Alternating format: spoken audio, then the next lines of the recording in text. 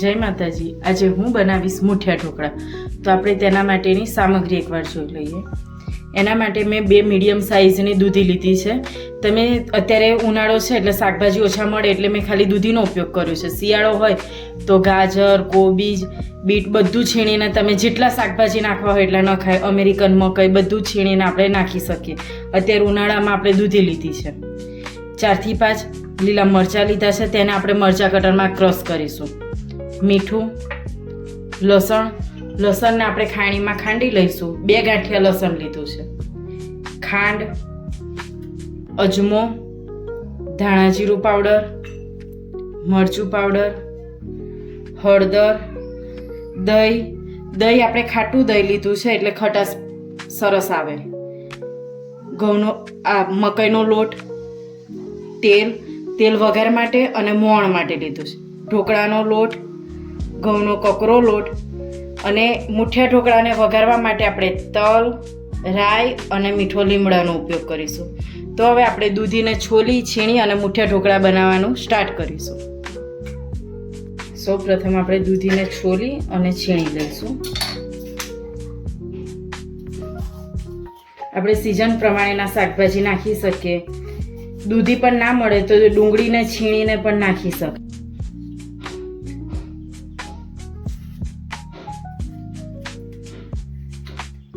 બંને દૂધીને આપણે છોલી અને છીણી લઈશું। હવે આપણે દૂધીને છીણી લઈશું ખમણીની મદદથી। અને જેટલી દૂધી વધારે હશે તેટલા આપણા મુઠિયા ઢોકળા પોચા બનશે।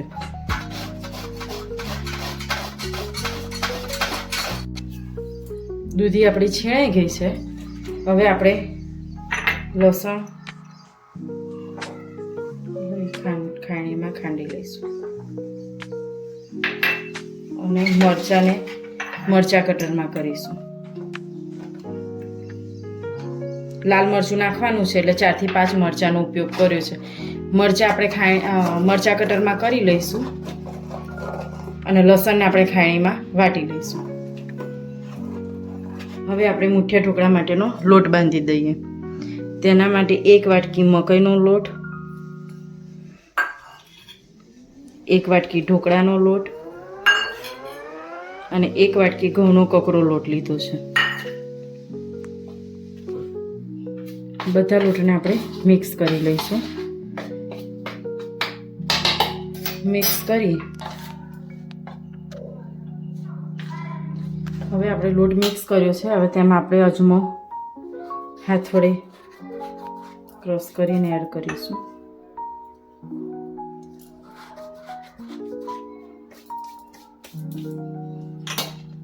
પછી ટેસ્ટ પ્રમાણે મીઠું,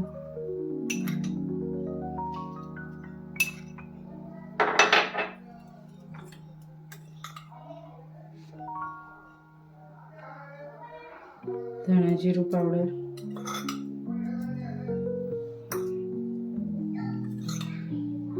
મરચું પાવડર। મરચું જેટલું તીખું ખાતા હોય એટલું ન ખાય। આપણે લીલા મરચાં 4 થી 5 લીધા છે। 2 ચમચી જેટલી ખાંડ, 2 થી 2.5 ચમચી લઈશું। આપણે દહીં ખાટું લીધું છે એટલે। હળદર પાવડર, લીલા મરચાંને આપણે મરચાં કટરમાં કરી લીધા છે।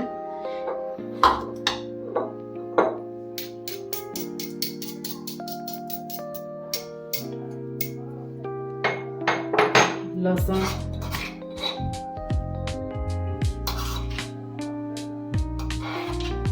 લસણને ખાણીમાં ખાંડી લીધું છે। નાના બાળકોને ના ભાવતું હોય તો આપણે લસણને સ્કીપ પણ કરી શકીએ અને જૈન લોકો હોય તે પણ લસણ ના નાખે તો ચાલશે। મોવા માટે તેલ લીધું।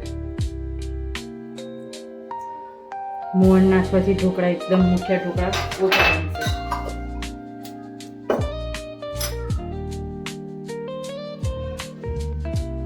દહીં આપણે ખાટું લીધું છે।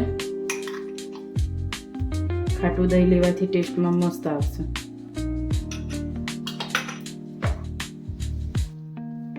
છીણેલી દૂધી, દૂધીનું આપણે પાણી નથી કાઢવાનું, પાણી હાથે દૂધી લેવાની છે. નાના બાળકો દૂધી ના ખાતા હોય શાક, એટલે આપણે તેને આમાં મુઠિયા ટુકડામાં નાખીને પણ ખવડાવી શકીએ. હવે બધી વસ્તુ આપણે મિક્સ કરી લઈશું. લોટ આપણો બંધ થઈ ગયો છે. હવે આપણે તેના મુઠિયા ટુકડા વાળીશું.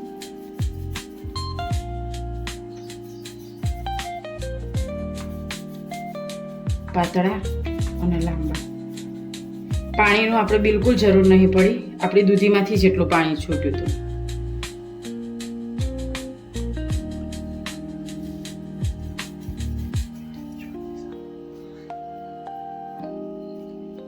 અને આપણે આટલા મુઠિયા ઢોકળા 6 થી 7 વ્યક્તિ માટે બનાવીએ છીએ.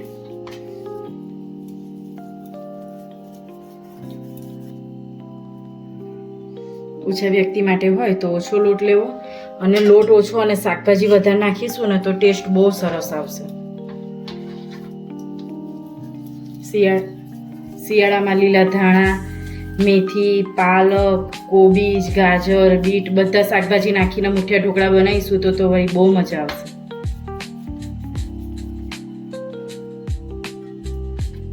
તો હવે આપણા મુઠિયા વળી ગયા છે, મુઠિયા ઢોકળા. હવે તેને આપણે અડધી કલાક માટે ધીમા ગેસ પર સ્ટીમ કરીશું. પહેલા 5 મિનિટ માટે ગેસ ફૂલ રાખીશું, એટલે પાણી ગરમ થઈ જાય, અને પછી તેને અડધી કલાક માટે મીડિયમ ગેસ પર સ્ટીમ કરી લઈશું. હવે આપણે મુઠિયા થયા છે કે નહીં ચેક કરી લઈએ.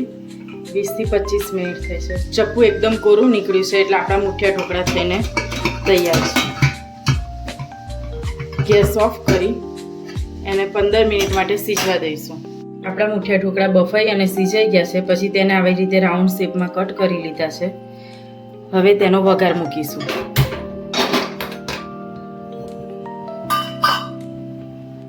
વઘાર માટે તેલ,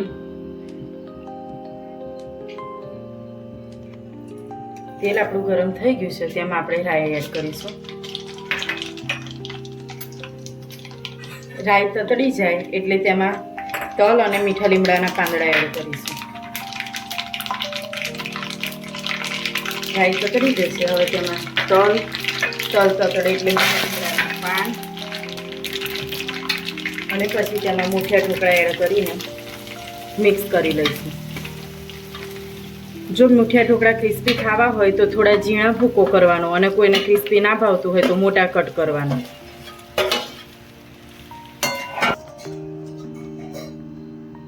તો તૈયાર થઈ ગયા છે આપણા મુઠિયા ઢોકળા. હવે આપણે તેને સર્વ કરીશું.